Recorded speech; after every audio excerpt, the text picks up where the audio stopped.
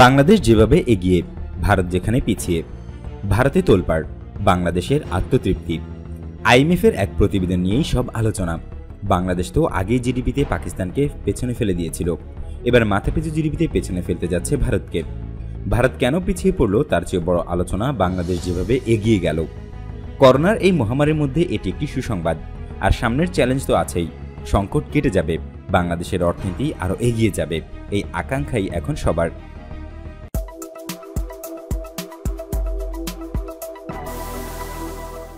ক্রিকেটে ভারতকে বেশ কয়েকবার হারিয়েছে বাংলাদেশ, ফুটবলেও মাঝে মধ্যে জিতে এসেছে, খেলার বাইরেও সাফল্য আছে। বেশ কিছু সামাজিক সূচকে ভারতকে হারিয়ে দিয়েছিল বাংলাদেশ। সবশেষ জয়টা আসলো অর্থনীতিতে। সবকিছু ঠিকঠাক থাকলে 2020 সালে মাথাপিছু মধ্যদেশীয় উৎপাদন বা জিডিপিতে ভারতকে হারিয়ে দিচ্ছে বাংলাদেশ। ব্যবধান যদিও খুবই কম, কিন্তু পিছিয়ে পড়ার পর ভারতে এ নিয়ে অর্থনীতি ও রাজনীতির মাঠ উত্তপ্ত হয়ে উঠেছে। মাথাপিছু মধ্যদেশীয় উৎপাদন বা জিডিপিতে ভারতকে ছাড়িয়ে যাচ্ছে বাংলাদেশ। আন্তর্জাতিক মুদ্রা তহবিল বা আইএমএফ গত সপ্তাহে এক প্রতিবেদন প্রকাশ করে। তাতে বলা হয় 2020 পঞ্জিকা বর্ষে বাংলাদেশের মাথাপিছু জিডিপি হবে $1888, আর ভারতের মাথাপিছু জিডিপি হবে $1877। ভারত বিশ্বের অন্যতম বড় অর্থনীতির দেশ এখন। মোট জিডিপির দিক থেকে বিশ্বের প্রথম 5টি দেশের একটি ভারত। মোট জিডিপির দিক থেকে বিশ্ব অর্থনীতিতে ভারতের অংশ 3.28%, আর বাংলাদেশের অংশ 0.34%। সুতরাং এদিক থেকে তুলনাই চলে না। বাংলাদেশের তুলনায় ভারতের অর্থনীতি 10 গুণ বড়। সুতরাং এত বড় এক অর্থনীতির দেশকে মাথাপিছু আয় পেছনে ফেলে দেওয়ার খবর এ কারণেই হয়তো অনেক বেশি আলোচনার জন্ম দিয়েছে। মোদি বিরোধী শিবির প্রতিপক্ষকে ঘায়েল করার জন্য মোক্ষম এক অস্ত্র পেয়ে গেছে, ফলে ভারত সরকারকে এখন নানাভাবে ব্যাখ্যা দিতে হচ্ছে। বিশ্বব্যাংকের সাবেক প্রধান অর্থনীতিবিদ কৌশিক বসুর টুইটের কথা এখানে বলা যায়। তিনি লিখেছেন, আইএমএফের প্রাক্কলনে দেখা যাচ্ছে যে 2021 সালে বাংলাদেশ মাথাপিছু জিডিপিতে ভারতকে ছাড়িয়ে যাবে। যে কোনো উদীয়মান অর্থনীতির ভালো করাটা সুসংবাদ। তবে অবাক করার বিষয় হচ্ছে 5 বছর আগেও যে ভারত 25% বেশি এগিয়ে ছিল, সে ভারত এখন পিছিয়ে যাচ্ছে। এখন ভারতের প্রয়োজন একটি সাহসী আর্থিক ও মুদ্রানীতি তৈরি করা। বাংলাদেশ যেভাবে এগিয়ে যাচ্ছে আর ভারত কেন পিছিয়ে, এই নিয়ে চলছে নানা আলোচনা সমালোচনা। দেওয়া হচ্ছে নানান ব্যাখ্যাও। ভারতের গণমাধ্যম দ্য ইন্ডিয়ান এক্সপ্রেস ভারতের পিছিয়ে যাওয়ার জন্য 3টি কারণের কথা বলেছে। 2004 সাল থেকে বাংলাদেশের অর্থনীতি অনেক বেশি দ্রুত হারে এগিয়েছে, তবে এই সময়ে ভারত এগিয়েছে আরও দ্রুত গতিতে, আর এই প্রবণতা বজায় ছিল 2016 সাল পর্যন্ত। ফলে বাংলাদেশ ও ভারতের মধ্যকার ব্যবধান কমেনি, কিন্তু পরিস্থিতি বদলাতে শুরু করে 2017 থেকে। এরপর থেকে ভারতের অর্থনীতির এগিয়ে যাওয়া শ্লথ হয়ে পড়ে। অন্যদিকে বাংলাদেশ এগিয়ে গেছে আগের চেয়ে দ্রুততর। সঙ্গে এর প্রভাব পড়েছে জিডিপির মাথাপিছু হিসাবে। গত 15 বছরে বাংলাদেশের জনসংখ্যা বৃদ্ধির হার ছিল কম, ভারতে বেড়েছে অনেক বেশি হারে। যেমন 15 বছরে ভারতের জনসংখ্যা বেড়েছে 21%, আর একই সময়ে বাংলাদেশে বেড়েছে 18%। আমরা জানি জিডিপিকে জনসংখ্যা দিয়ে ভাগ করলেই মাথাপিছু জিডিপির হিসেব পাওয়া যায়। জনসংখ্যা বৃদ্ধির তারতম্যের কারণেই দুই দেশের মধ্যে ব্যবধান এমনিতেই কমে আসছিল। অথচ 2007 সালেও বাংলাদেশের মাথাপিছু জিডিপি ছিল ভারতের অর্ধেক।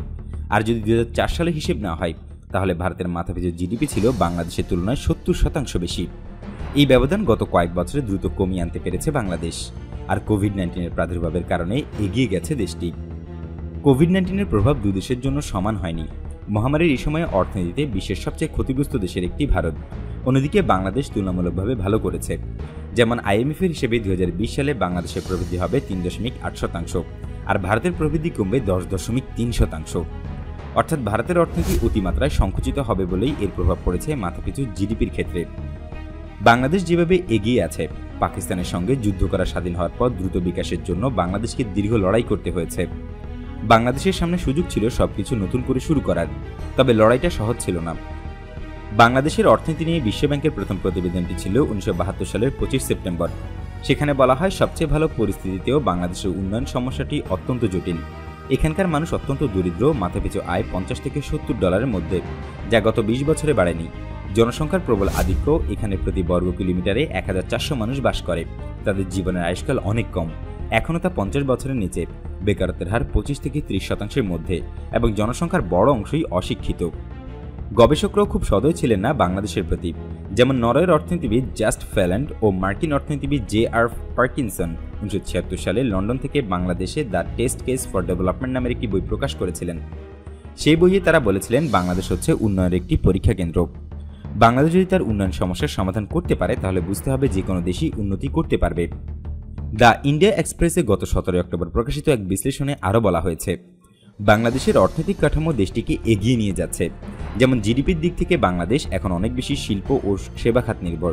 এই খাতই এখন কর্মসংস্থান তৈরি করছে, যা কৃষিখাত করতে পারছে না। অন্যদিকে ভারত শিল্প খাতকে চাঙ্গা করতে হিমশিম খাচ্ছে, আর মানুষ এখনও অনেক বেশি কৃষিখাত নির্ভর। সেই বাংলাদেশ পাকিস্তানকে আগেই ছাড়িয়ে গেছে, আর এখন তো ভারতকেই চ্যালেঞ্জ ছুড়ে দিয়েছে। ভারতের বিশ্লেষকরা বলছেন, বাংলাদেশের এগিয়ে যাওয়ার পেছনে শ্রমশক্তিতে নারীদের উচ্চতর অংশগ্রহণ একটি বড় ভূমিকা রাখছে। আর এখানেই ভারত যথেষ্ট পিছিয়ে। আজ শ্রমশক্তিতে নারীর অংশগ্রহণের ক্ষেত্রে মূল চালিকা শক্তি হচ্ছে তৈরি পোশাক খাত। এই পোশাক খাতকে নিয়ে বিশ্ববাজারে একটি ভালো অবস্থান করে নিয়েছে বাংলাদেশ।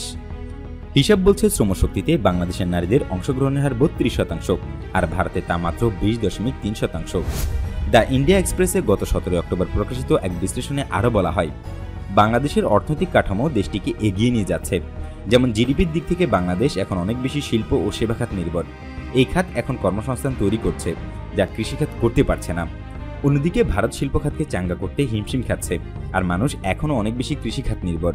এর বাইরে আরও কিছু সামাজিক সূচকও বাংলাদেশকে এগিয়ে নিচ্ছে, যেমন স্বাস্থ্য, স্যানিটেশন, আর্থিক অন্তর্ভুক্তিকরণ এবং রাজনীতিতে নারীদের অংশগ্রহণ। এখানে একটি ভালো উদাহরণ দেওয়া হয়েছে, যেমন স্যানিটেশনের দিক থেকে বাংলাদেশ ভারতের তুলনায় পিছিয়ে, অথচ অনিরাপদ পানি ও স্যানিটেশনের কারণে যে মৃত্যু হার তা ভারতে বেশি, বাংলাদেশে কম।